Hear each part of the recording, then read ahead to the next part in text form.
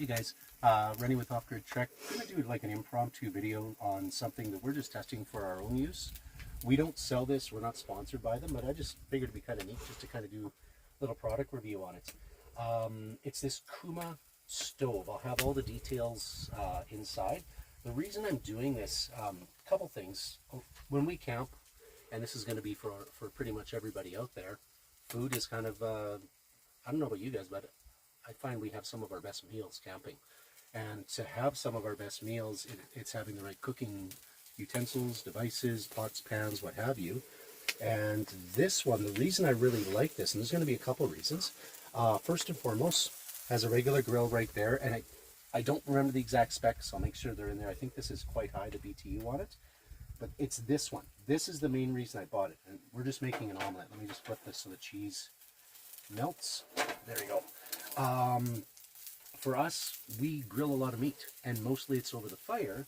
But as you know, or you may not know, in Canada right now, there seems to be a lot of fires, a lot of arson going on. Not in our province, but on provinces in the east, there's a lot of bans that are going on as well too. So hopefully that doesn't come here. But if there's a fire ban like there was last year, we can't cook over a wood. Like we have the fire going right now. We were having coffee earlier. We can't cook over a wood outdoor fireplace or spot. So the next best thing would be having a grill so you can grill meat. So we did order off of Kickstarter. It was supposed to arrive in February or be shipped in February. Still haven't seen it, so I've kind of lost faith that it is coming. It's a Cabo grill. Looks like a pretty awesome grill. I'm hoping that it is legitimate and it will eventually arrive. But in the meantime, we've got this guy here. We normally use for this type of camping if we're cooking a little jet boil stove. A lot of people are very familiar with it. Great stove. They're a little pricey. I think they're worth the money. But this Kuma stove, I believe I spent, and this is Canadian dollars, $180.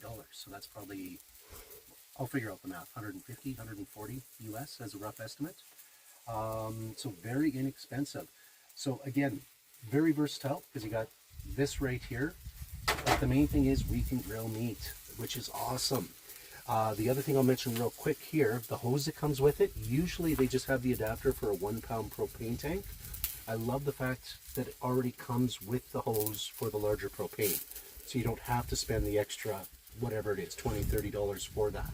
That already comes with it. We don't use the 1 pounders because, you know, if you're out for a few days, the 1 pound only lasts so long. To me, the 5 pound seems to be just the right size for our use. I'm just going to turn this off now. Seems to be the right size for that, and it's just nice that it comes with it, and it tucks right underneath. So I'll put a couple pictures at the end of the video. I'm not going to lift it because we're cooking right now, but it literally tucks right underneath. It has a handle. The lid closes. It locks in place.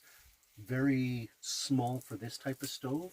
Not as small as the jet boil, but definitely it's very overland friendly for the amount of space that it doesn't take. I'm just trying to think what else to say about it. Nice big knobs. They're orange. I'm a guy. I like orange, so maybe not for everybody, but that could have been maybe something for me. We tested it with